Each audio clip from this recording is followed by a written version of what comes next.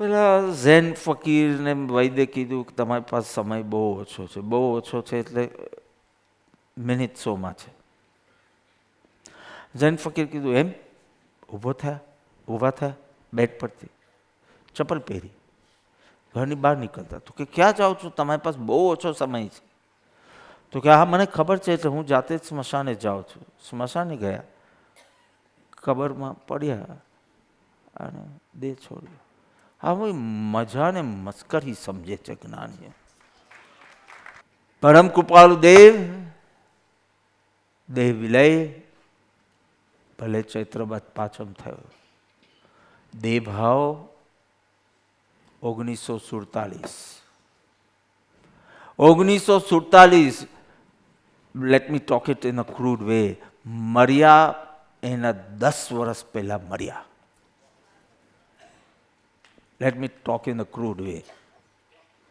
1957 દેહ ત્યાગ થયો ને, અને મિનિમમ 1947 બધાની જુદી જુદી માન્યતા છે, પણ 1947 શુદ્ધ સમકિત પ્રકાશ્યો રે. તો ત્યારે તો દેહભાવ નષ્ટ થયો, એ તો 100% વાત છે. Let's not go into the controversy, let's just follow the text. મર્યા એના 10 વર્ષ પહેલા મર્યા. દેહભાવ નાશ થઈ ગયો તો પતી ગયું. બસ તમે મરો એની પહેલા મરો. તમે મરો એની પહેલા મરો.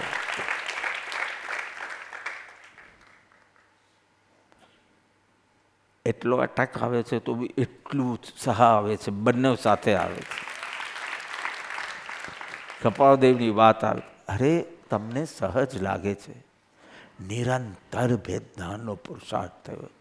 જ્ઞાની દશા આવે ત્યારે ભલે સહજ, પણ જ્ઞાની દશા લાવવા માટે કેટલી તીવ્ર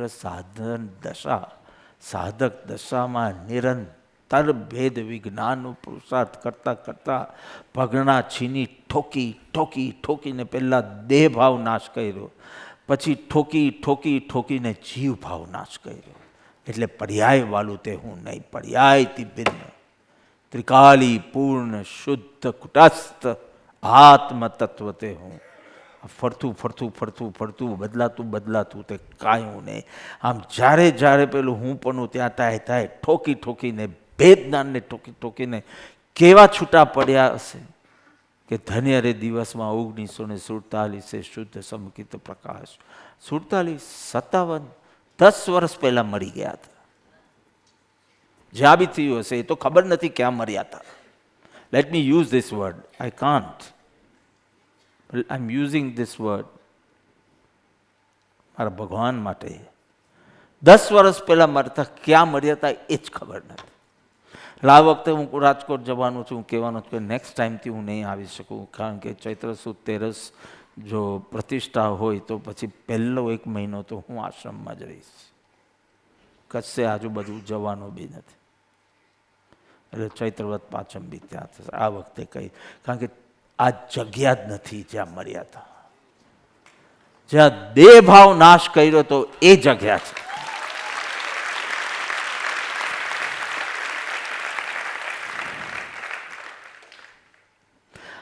અજ્ઞાનીને જ્યારે વિકલ્પો બહુ ઓછા હોય ને ત્યારે શાંતિ લાગે કે નહીં? એટલે એના મનમાં જ્ઞાની વિશે એવી કલ્પના થાય, આવી જ શાંતિ જ્ઞાનીને થતી હશે.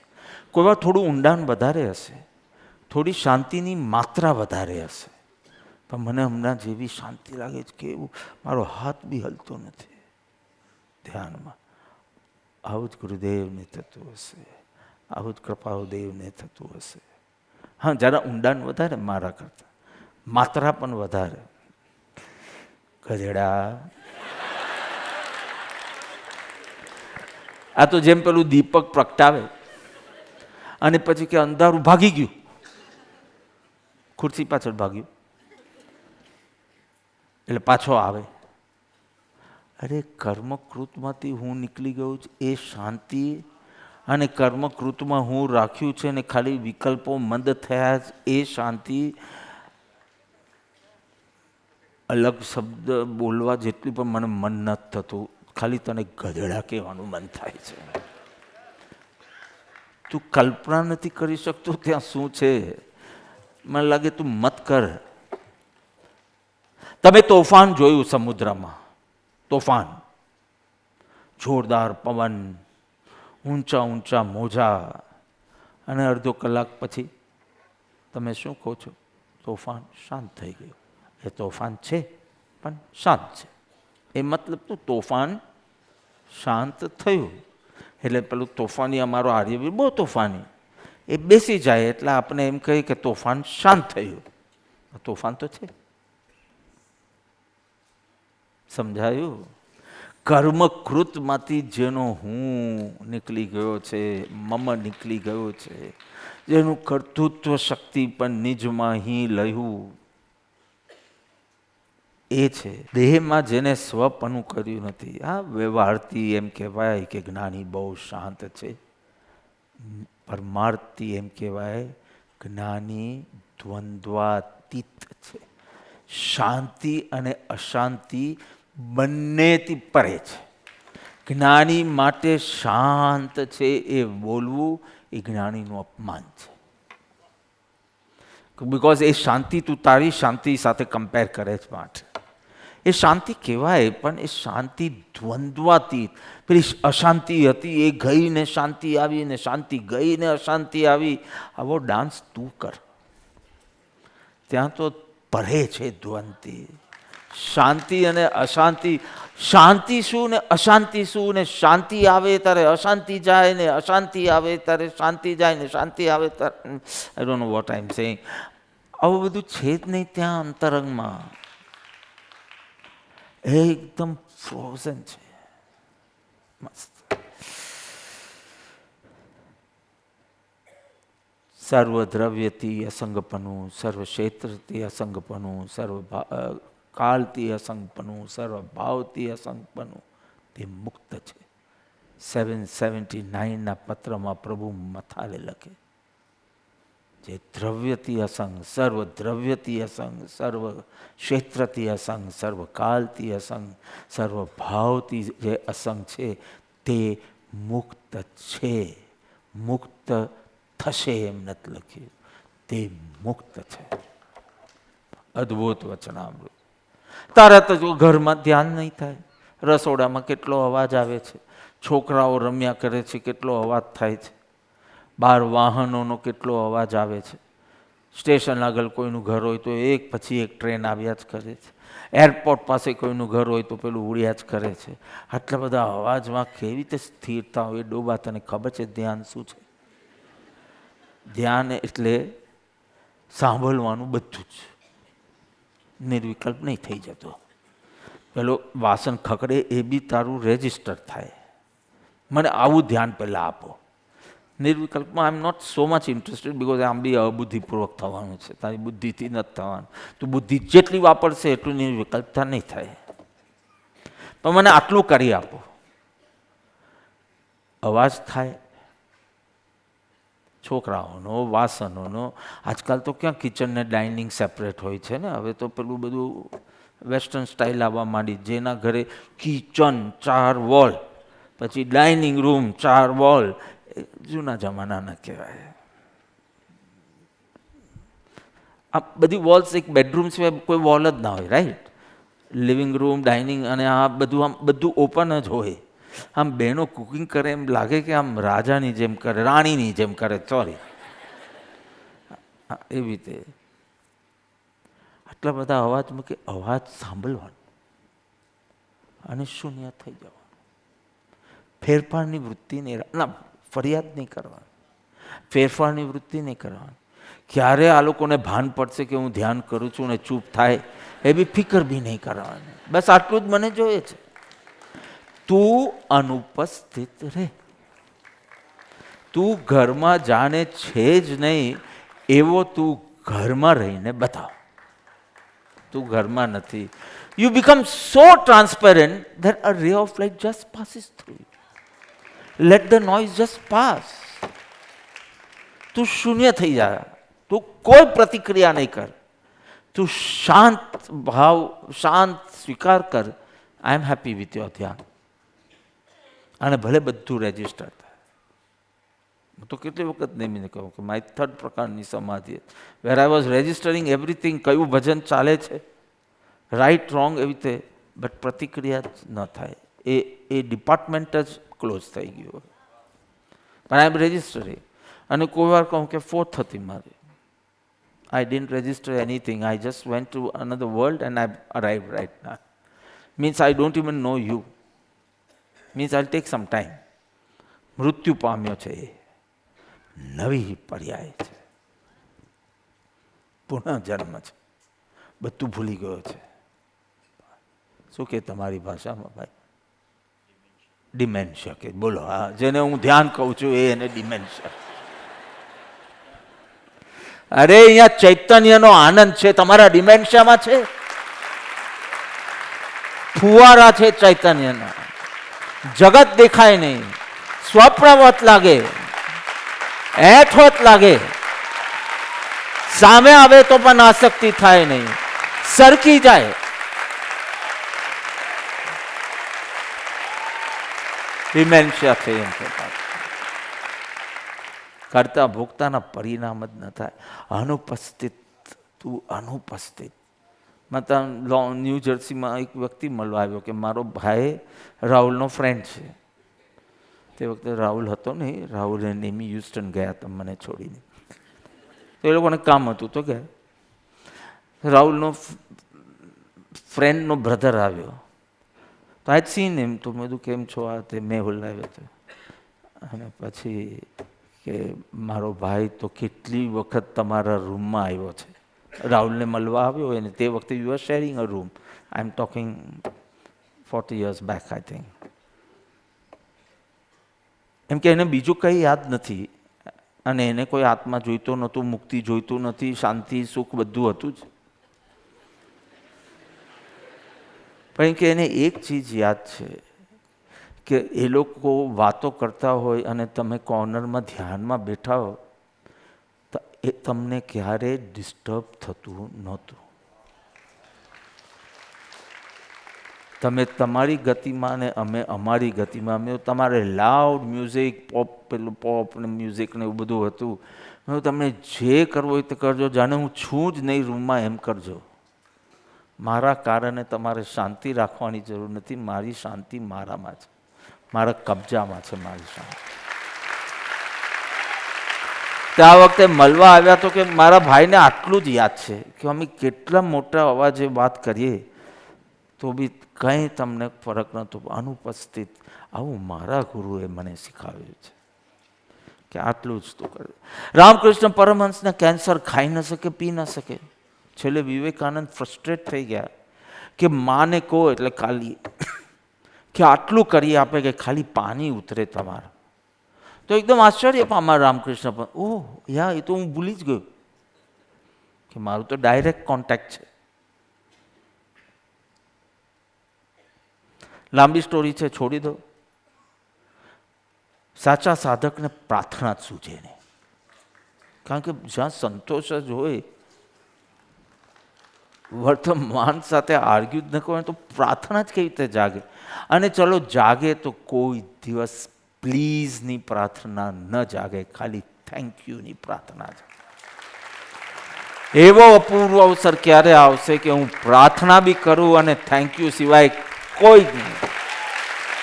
મને તમારો સમાગમ મળે કે સેવા મળે એ પ્લીઝ બી નહીં. Now I've gone beyond that. I have realized that is not you. The one residing within me is you.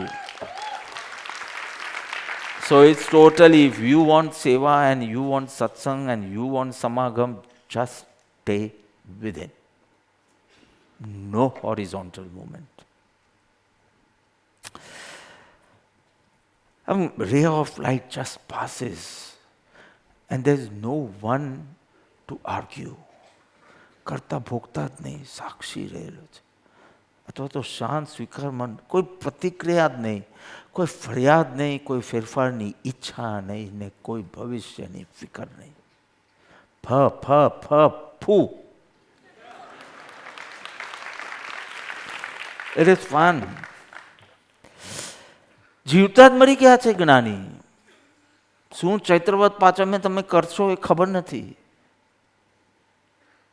શું આરાધના વર્ષો પહેલાં તો આપણે સામૂહિક આરાધના કરતા, અને મને વીર બી નડતો અને હું રડતો બી, એ બી મને યાદ છે. બોમ્બે માર્કેટની ભક્તિ થાય છે. હવે મને વીર જ નથી, અને કોઈ વીરનું પદ ગાય તો મેં બધું નોન સેન્સ કહું છું. He is always with me, he is me, he can never separate from me. If he separate from મી તો નવું શાસ્ત્ર લખશે કે આત્મામાંથી આત્મા ગયો, નવું શાસ્ત્ર રચવું પડશે. આઈ કેન ફીલ એમ.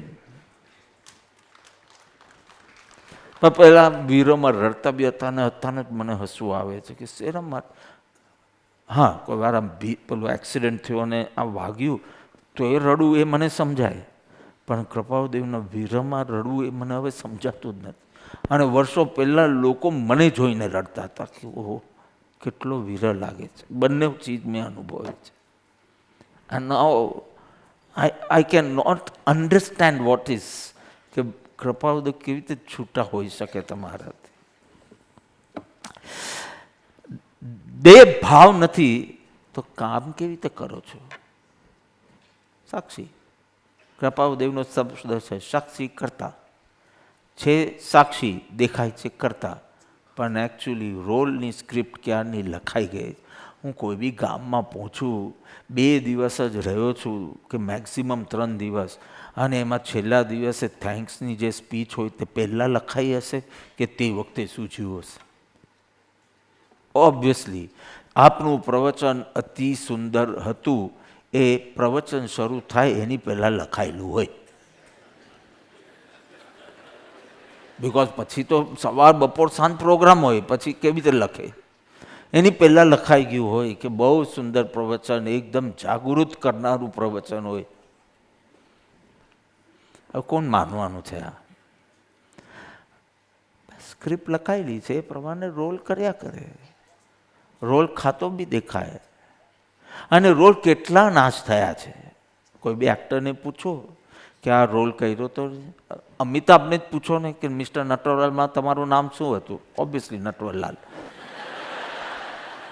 શોલેમાં નામ શું હતું? પેલામાં નામ શું હતું? નમક હલાલમાં નામ શું હતું? એ ખુદ બી ભૂલી ગયા હશે. કારણ કે આટલી બધી ફિલ્મ્સ કરી હોય તો રોલ પૂરો થાય એમ રોલ નાશ પામે. દરરોજ મૃત્યુને ભેટ હોય. રોજ તમે એક 3 કલાકનો નિયમ લો કે આજે 3 કલાક હું ખાલી નાટક કરીશ. એમાં ખાવાનું અલાઉડ, વાત કરવાનું અલાઉડ, પણ બધું જ જાણે ડ્રામા કરતા હોય. તમે તમારા ચૈતન્ય સ્વરૂપને વળગી અને જવાબ આપો, કામ કરો, પણ ચૈતન્ય સ્વરૂપને જોડાય. અને you will realise it's easy, it is possible, you can do it.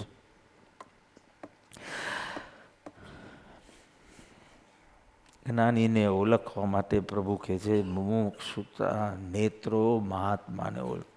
બાહ્ય દ્રષ્ટિથી જ્ઞાનીને જોશો તો ભૂખ લાગે છે, ખાય છે, ખાઈને સૂઈ ગયા. એને બી જેટલેગ લાગે, મને બી જેટલેગ લાગે છે. બધું તો સરખું છે. એ મુઆ કશું જ સરખું નથી. કશું જ સરખું નથી. કશું જ સરખું નથી. તો કેવી રીતે ઓળખાય જ્ઞાની? બધું જ અજ્ઞાની જે કરતો હોય એવું કરતા દેખાય તો કેવી રીતે ઓળખાય? મુમુક્ષુતા જોઈએ, બીજું કોઈ માપ નથી. શિંગડા બિંગડા તો ઉગતા નથી જ્ઞાનીને. પૂંછડી બી ઉગતી હોય તો આપણે ઓળખી લે, એ પૂંછડી વાળો જ્ઞાની. ભાઈ એવું બી નથી.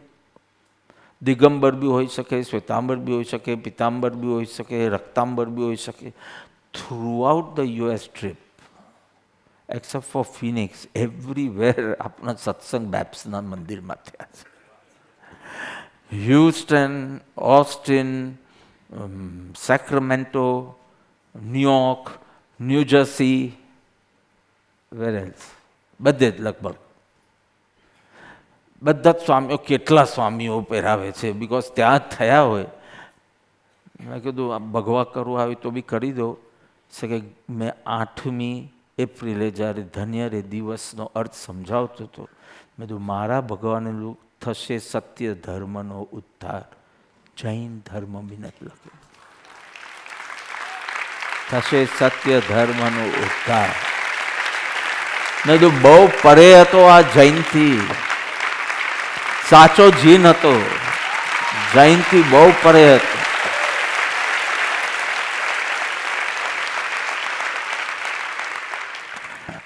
અદ્ભુત અદ્ભુત. તમારે અંશે એમના જેવું બનવું પડશે એમને ઓળખવા માટે. સિમ્પલ. બીજું કોઈ રીતે નહીં ઓળખાય. શંકા કુશંકા વિકલ્પમાં મરશો.